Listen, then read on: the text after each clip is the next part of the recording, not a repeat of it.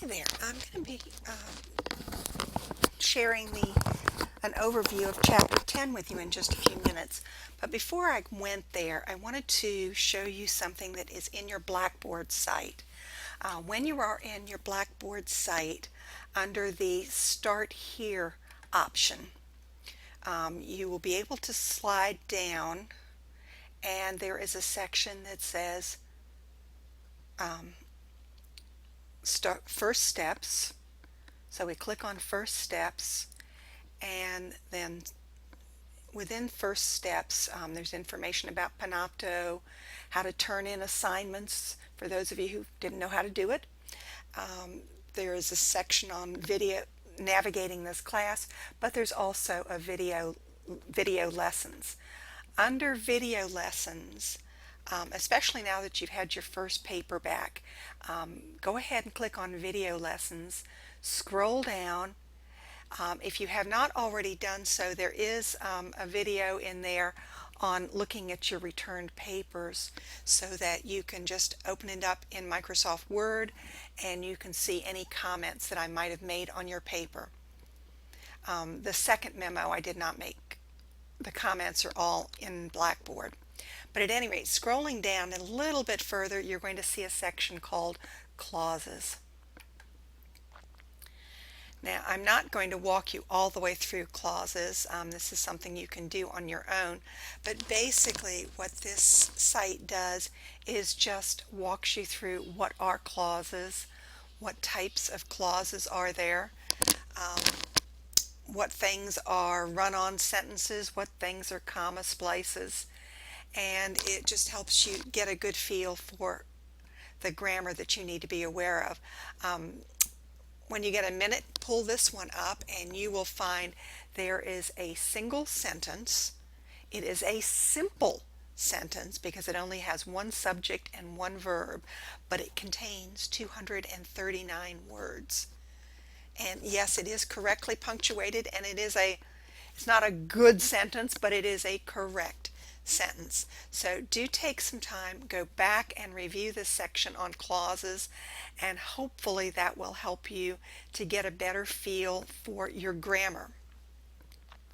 All right, so now let's go back and start looking at Chapter 10. All right, in Chapter 10, as you are preparing your writing, I've said this before, but I will say it again. There's no excuse for errors in anything that you write. When you have errors, it tells your reader that either you are too dumb to know better or you don't care. And quite honestly, there's not an employer out there who wants that person on their payroll. So take the time to make sure that you are doing things right. When you are putting sentences together, some suggestions, using lists, using emphasizing important information. Sentence length, the average sentence length, probably 7 to 15 words is good. But it can change, but read your textbook and there's some good suggestions in there. Looking at what your subject really is, looking at what your verb really is.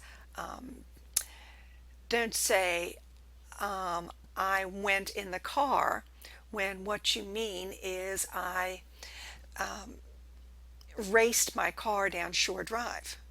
Use verbs that actually fit what you're talking about. Look at parallel structure. This is things like if you have a series of words, I like to read, to swim, to go, all of them using the same basic thing. Parallel structure could mean that perhaps the first sentence of every paragraph starts out with basically the same words. And looking at your modifiers and making sure that they are the best ones that you could use. Pull out your thesaurus. This is a good time to use your thesaurus. All right, when you are creating lists, you'll want bullets or numbers or some sort of symbol. Don't have huge long lists of 20 items. Break them up into different categories, and then make sure that each item in your list is started approximately the same way. Each one begins with a verb, does or does not end with a, each one is or is not a full sentence, but that's your choice. Look through that. All right, in parallel structure, it is things like coordinating your elements in a sentence. All your clauses are either going to be active or passive. We use active tense when your subject is the one doing the action. Passive is the one that you use with your mom when she says, what happened? And you say, the candy bars fell down. And you don't want to take credit for it. So that means you put your subject, or you use the object as the subject rather than the actor. All right, make sure all your nouns start with these or a's. All are the same. All right, modifiers, restrictive and non-restrictive modifiers. I'm going to be creating a lesson later on this next week to show you some comma rules, but basically the difference between restrictive and non-restrictive. When you have a restrictive clause, it means it must be there in order for the sentence to make sense. The non-restrictive modifiers are those that you've added just to provide some extra information, but it does not change the meaning.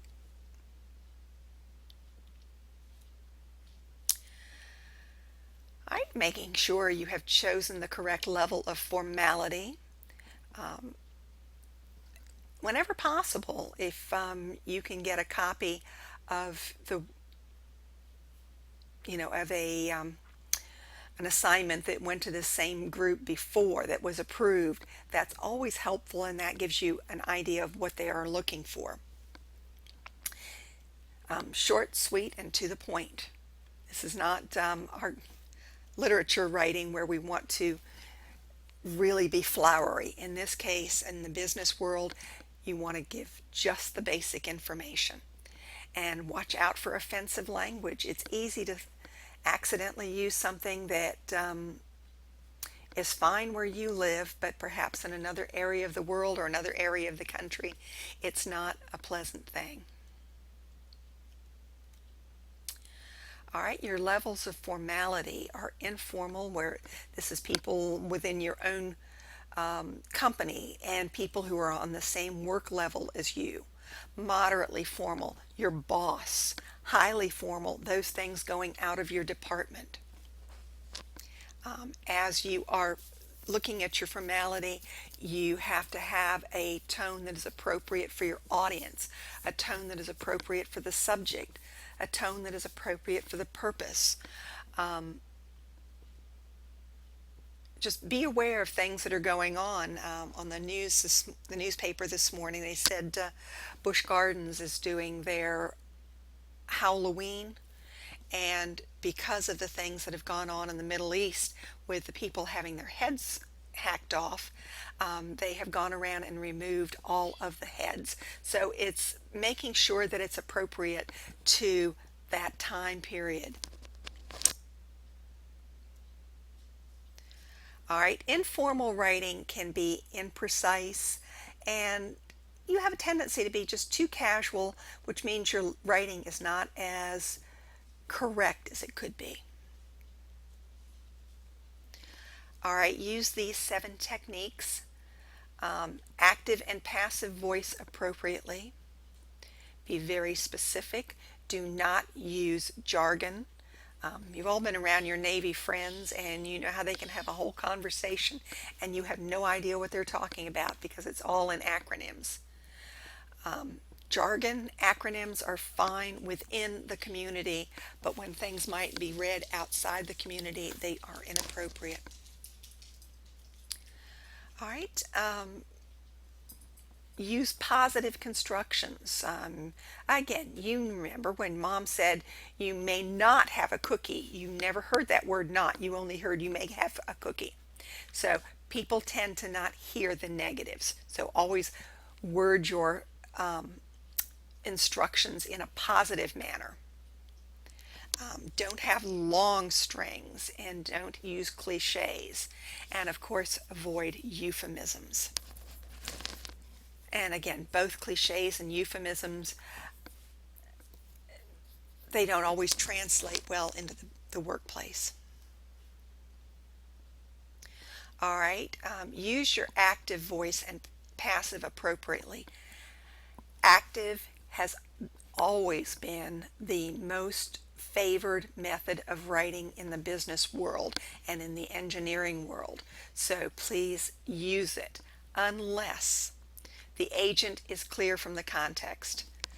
If you don't know who the agent is, or if the agent is less important than the action, or if perhaps the reference to the agent is embarrassing, dangerous, or in some other way inappropriate. When writing specifically, make sure you have very precise words. Provide adequate details, and don't be ambiguous. You don't want someone sitting there trying to figure out, well, does she mean this or does she really mean that? Be clear. Jargon can be imprecise, it can be confusing. It's often seen as condescending, meaning that you're saying the reader isn't smart enough to understand the formal language. And sometimes it can just be intimidating because people don't know what you're talking about but don't want to admit that. All right, when you're writing, be concise. Don't tell any more than you need to. Don't say things that are absolutely obvious to everyone else. Don't include a lot of filler, unnecessary prepositional phrases. Don't have a lot of wordy phrases. And don't use a 50-cent word when a 10-cent word will do just as well. All right, for sexist language, we've done a lot of work over the last few years of trying to replace male gender words with non-gender. So, for example, in most organizations I belong to, we no longer have a chairman because it is obviously a man, and now the role is generally just referred to as the chair. I can remember many, many years ago when women's rights was such a big part of our society, and Gloria Steinem made the comment. She says, well, you know, when we use the word man, we use it to mean mankind, which we mean everybody. So she said, well, we've done that for the last 2,000 years. What about if for the next 2,000 years we went with woman to mean everybody? So I know that sounds extreme, but hopefully that will help you realize how to be more aware.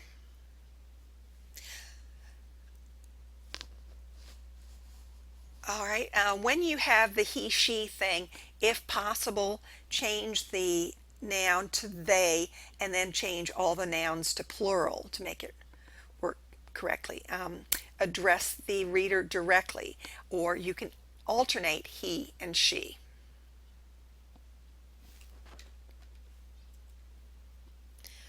All right,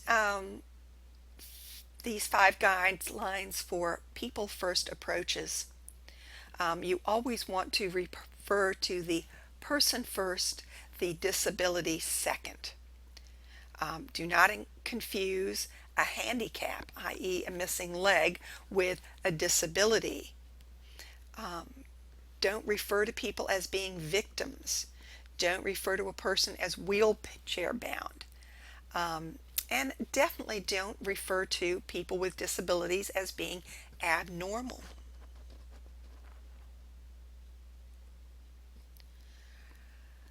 All right, if what you're writing is going to be translated into another language, make sure that you are very careful on what you're writing.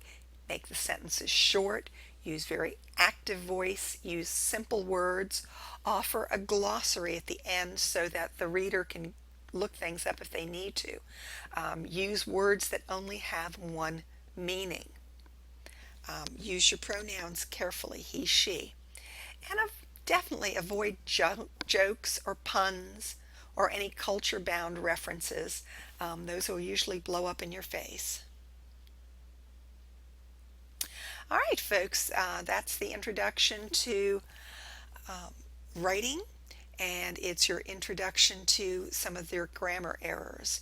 So have fun working on this, and I'll talk to you soon.